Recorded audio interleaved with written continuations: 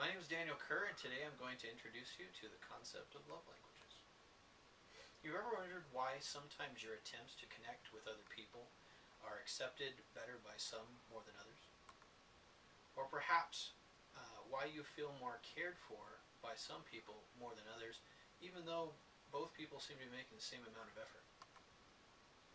Or perhaps why your own attempts to show caring to someone are not received as well as you would hope? Well, as it turns out, the answer may be as simple as that you may not be speaking the same language. So what do I mean by language? Well, a language is just a system of communicating. So in the book, The 5 Love Languages, by Dr. Gary Chapman, he introduces to 5 ways that people show caring to others. Now, I'm going to go ahead and shorten these 5 ways to 5 T's, or 5 T starting words. This is so it's easier to remember. This was shown to me by Dr. David Moore, who introduced me to this concept.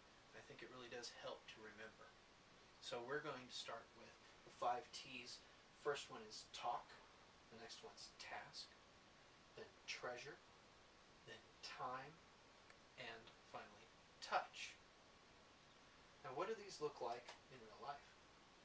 Well, talk people are people who appreciate kind words and compliments. It's not just what you say, but how you say it. Next we have task. Task is doing things for others, maybe pampering them, helping them to complete a task, or teaching them something new. Next we have treasure. Treasure is giving something physical to show that you care. Now, this thing doesn't have to be expensive, because it's how and why you give that is more important than what you give. Next we have time. Time is about stopping what you are doing and acknowledging a person. Having a quality conversation or doing quality activities together. These are all ways of showing love through time. Next we have touch. Showing you care with physical contact. Now this should be appropriate to the context of your relationship. So for instance, kissing and hugging are more recognized forms of showing love through touch. But fist bumping and handshakes are also valid forms of showing physical touch and care. Now, you might ask, how do these different languages come together, or how do these different elements come together to form a language?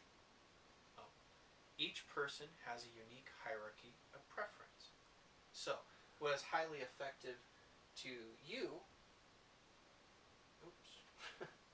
may be least effective to someone else. Fortunately, all of them have some effect.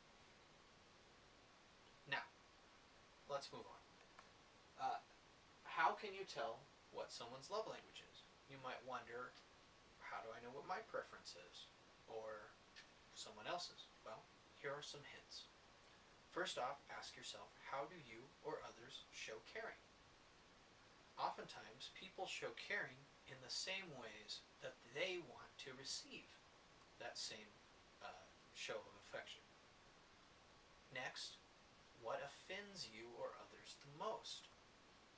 For instance, if I call someone who is an affirmative or a talk person something bad, it's going to be the fastest way to offend them. Or being stingy with the treasure person. So, and then finally, what do people show the most appreciation for? Have you ever given a gift to someone and they couldn't stop talking about it? Or maybe hung out with someone and they kept on saying how much they'd like to hang out again. These are all hints that these people may be receiving the most emotional fulfillment through those actions. Let me remind you, what are the 5 love languages? They are talk, task, treasure, time, and touch. Now, taking time to understand your own language, as well as the languages of others, will help you to better understand both yourself and them, and communicating is the first step towards better relationships. So, take time to learn to speak a new language, and go out and more effectively show the love to others. Thank you so much.